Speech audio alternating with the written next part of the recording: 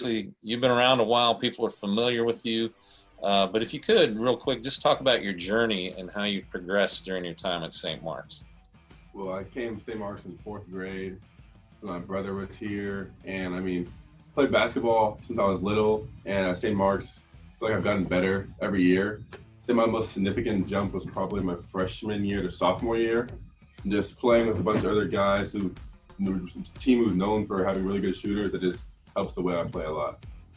Excellent. Now, you were recruited by literally everybody. You had your pick of where you wanted to go to school. I know you committed to Standford.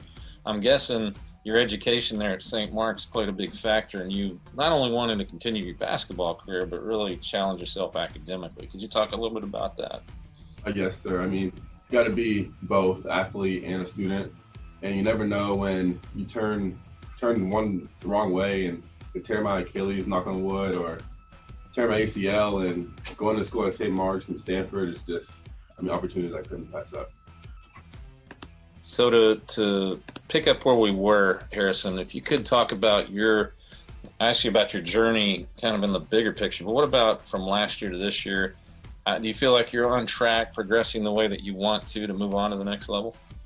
For sure. Last year, I'd say my weakness was, just kind of getting my shot up quicker and higher release. And over the summer and over the little COVID break that we had, really got in the gym with my trainer two times a day, just working on my shot, working on my release, and obviously getting more athletic.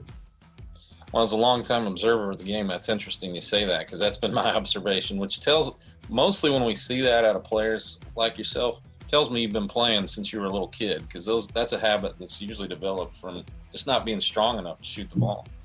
So kudos to you for that, working on your weaknesses, which aren't many, obviously. That's why you're here. But if you could also just talk about what it's like to play here in North Texas. Obviously, we've had so many great players. It's a football state first and foremost, but I think very quietly, it's an incredible basketball state, as evidenced by the latest NBA draft. We had several players go in. Talk about what that's like to play in that kind of competition here.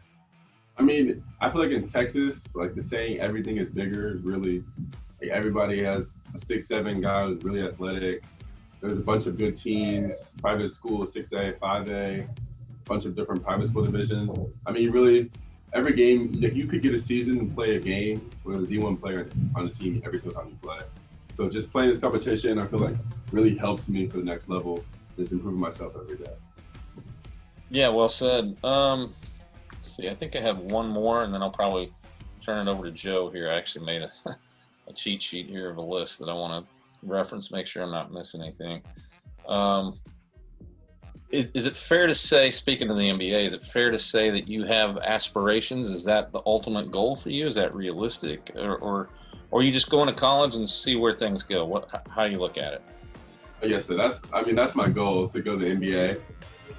As fast as I can do it, but I don't want to kind of rush it. I would love to go one and done and all that type of stuff. But I'm gonna be at Stanford, so there's no reason to rush anything. Just make sure getting my work done and being the best myself I can be. Okay, now I'm back to hearing the noise again. And I think I hear people down the hall, maybe. Do you hear any chatter? It's a radio.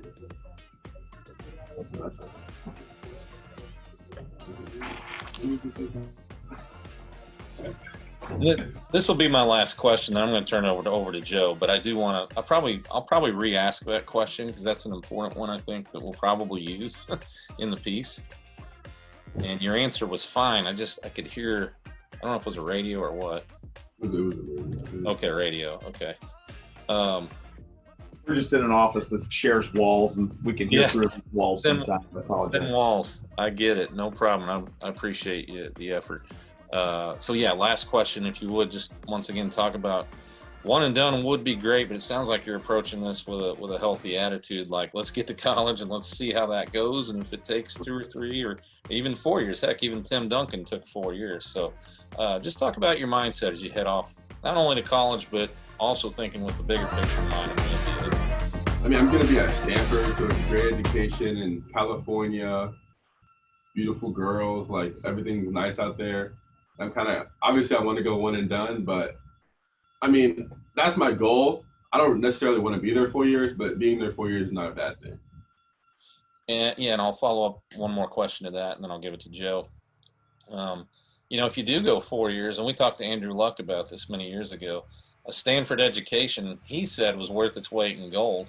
So is that something, even if you do go to the NBA, is it something you think, hey, I'll go back and eventually try and graduate, even if I'm one and done or two and done or whatever the case may be?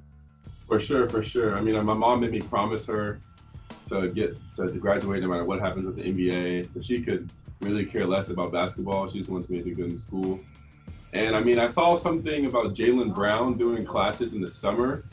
I think he's about to graduate next year from Harvard, but he went to Washington. So I'll probably do something like that on the lines of doing online classes in the summer. So maybe I could finish my degree at Stanford while I'm in the NBA if I make it. Okay, well said. I'll turn it over to Joe now. Joe, I'm going to mute myself, and the floor is yours. And just to follow up on that a little bit, is there something that you are interested in studying for whenever your basketball days are done? Where hopefully that's not a long way.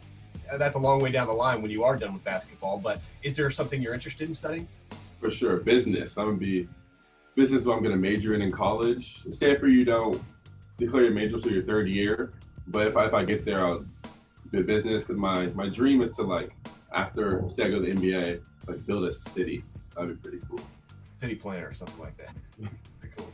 Hey, you mentioned your mom too. Just what can you tell me about your family? Like, who do you live with? What's your family like? And what their influence has been on you as a person to make you who you are?